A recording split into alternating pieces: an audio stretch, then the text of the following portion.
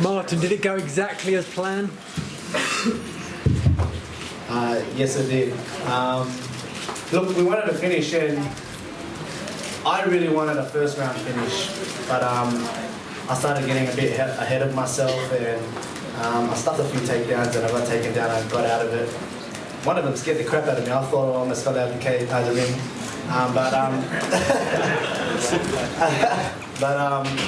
Look, I have these guys next to me in Situ-Asian, and I heard everything, man. Like I grew up with him, and it was just all about calming him down after that first round. We knew what he wanted, we knew his game plan. It's just a matter of capitalising and fighting my style. It looked like he was almost going to last to the end of the second round. Were you surprised he lasted as long as he did? Because you really started turning up in the second round. I knew it was second round is what I wanted to do. I mean, I wanted the first round, but I knew I hit a few knees to the belly. I hit him with a couple of body shots and a couple of right hands, and I seen him shaking. And look, I knew I had more than 3 minutes to play with him, and he was getting a bit desperate, but it is what it is. You hit them hard until they shoot on you, I guess. So how's the adjustment for fighting inside the ring instead of a cage? Yeah, so I don't go into a bout with a game plan anymore. It's just a matter of fighting my style and everything that we've worked on at Hard Knocks, and going from there. Martin, you talked about the trilogy after the fight. Would you care to expand on that? Everyone always speculates either it would be Gaffarod or it could be Christian Lee. I know Christian Lee has gone up a weight class, and for me that is like maybe out the window. But I'd like to face Gaffarod, but there might be other contenders along the way. But we'll see what happens, man. Now Featherweight has the best grappler waiting for the title shot like Bruno Pushki or Gary Fallon. Are you prepared for them to are you prepared for them or have to second title? I'll be prepared for anyone that they put in front of me. Oh, and Christian Lee is now lightweight champion. So would you like the championship and become the double champ again? Nah, look, I've been there, done that. I don't want to go up to the lightweight division. I know a lot of people message me, and a lot of people tell me to take that belt back, but it doesn't motivate me. Defending my legacy, putting my family on the map, as well as my team on the map, that motivates me. Who are the other contenders in the featherweight division? There's a lot, man. There's a lot coming in, obviously you guys know Gary Tanner's working his way up, but I don't think he's, maybe a few more fights and I'd say he's ready. There's still the old horses, Katetsu Boku, he's fighting another Vietnamese phenom, Tan Lee. And there's a lot of guys in this division, and I'm the one that they're after. No, I'm not after them, they're after me. So whoever steps up to the plate and signs the dotted line, I'll be signing the other side. Martin, you had a moment with Matsushima after the fight. What were you telling him before that? Look, I don't want to be like ahead of myself, saying like, yeah, I beat you, or I beat you or whatever. But I just say, look, man, you're gonna come back strongly. You're young, you're a phenom, and just stay strong, keep coming back. So were you surprised that Koyomi was that resilient, especially in round one? Hey man, he's tough. Holy hell, he's tough. He was quick in the first round. He surprised me with that takedown, but we worked for it.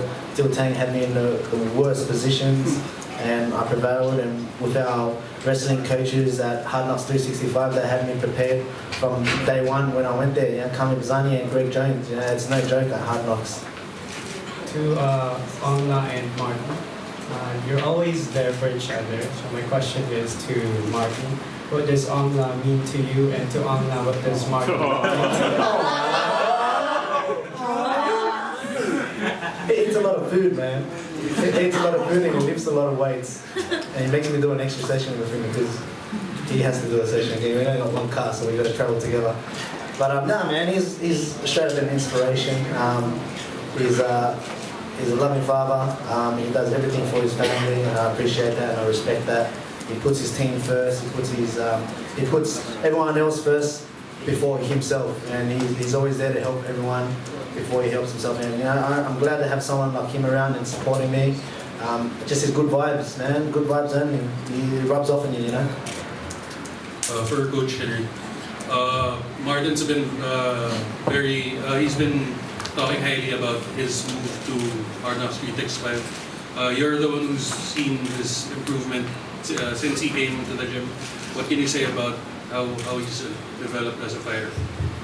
This is my first time, so I sound nervous. Don't worry about this. Well, I mean, it takes time, We work, we have a system, like you said. My partners, Kami and Greg Jones. We have a system that takes some time, so we're not looking at the short term. We see improvements already. We want him to be a little more patient because he has a lot of power, and he showed that today. After the first round, he stayed relaxed. And this is what we look for with all our fighters.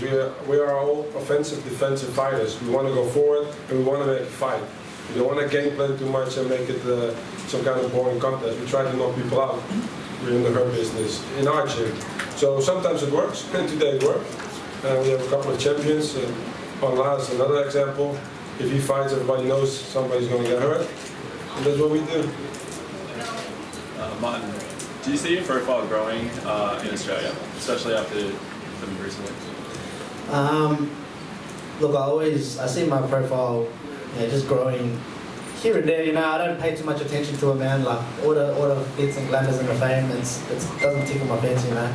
I know I have Australia as a support. I know I have Vietnam supporting me. I get messages every day. I get support calls every day, and I take everything in and I use it as energy to distribute and push on and support my family. And what do you think of some of the young talent coming out from Australia?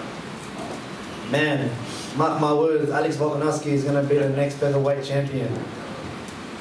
Anyone last question? Martin, I guess you. Okay, So, I'll give to the Vietnamese. Two guys. Two last questions, right? Do you have any words for Vietnamese fighter, and are you willing to help them when the event comes now in September? I'm always down to help Vietnamese fighters and help MMA grow in Vietnam. So whenever the call and the opportunity is there, I'm there. Just quickly, I guess you take on anyone they'll put in front of you. Have you got an idea when you want to compete again and any particular cards?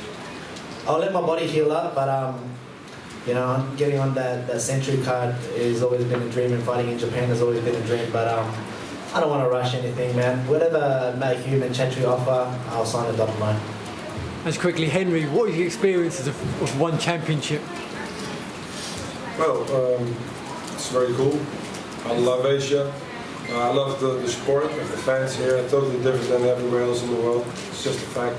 I've been to Japan many times in my career.